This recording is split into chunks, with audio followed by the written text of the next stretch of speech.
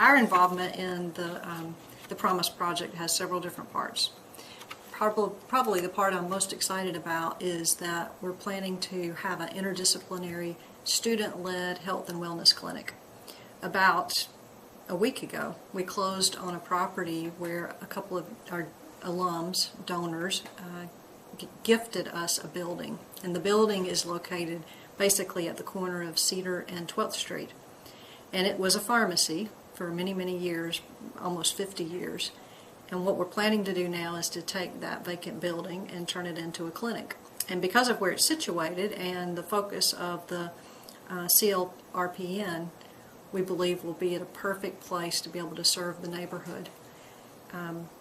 The schools, the colleges on campus, health-related professions, medicine, nursing, and pharmacy are all planning to take part and have students provide different services to the kids and their parents in that community.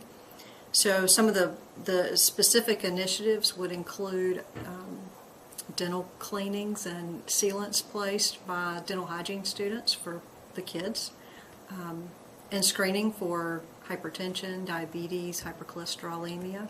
And then at this time of year, we're planning to give immunizations, flu shots, and to try to make sure that the people in the community understand things that can help improve wellness.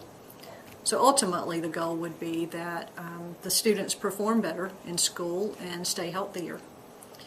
I think that's probably one of the most promising parts. It's also the part of the project that we would have that would be in its infancy. There are other parts that we would hope to share with the community that are, some of them are things that we've been doing for a long time, and some of them are new initiatives. A couple of examples of those would be, we plan to have our faculty, about 10 to 12 a year, go out to the middle school, the high schools, and the elementary schools and serve as judges for the science fairs, and also provide assistance with students that need to come up with a project or need some supervision while they're actually conducting their science experiment. Another part is to try to interest the students in health careers.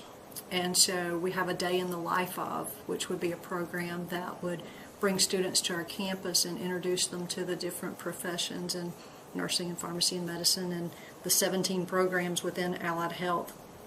So the students would actually get to find out what it would be like for a day to be a pharmacist or a physician. The other program would be where we go out into the schools and provide information that would hopefully lead to better recruitment of these students and help them, encourage them to go to undergraduate, get a degree, and transfer into the health science campus after that. There are a couple other initiatives. One is through the Arkansas Regional Poison Control Center. Our Poison Control Center is open 365 days a year, 24 hours a day, and we field calls from people who potentially are faced with a poisoning.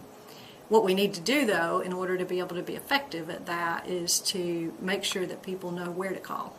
So part of this effort would be to go out and make sure that the parents have access to this 1-800 number, that they know to call 1-800-3-POISON if they have a problem, and also to provide some education about how to poison-proof their homes to help prevent poisonings, particularly from younger children that don't know what they're getting into.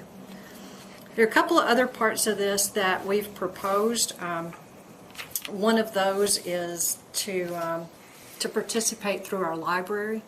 Our health science library has several resources that would be beneficial, I think, to the community.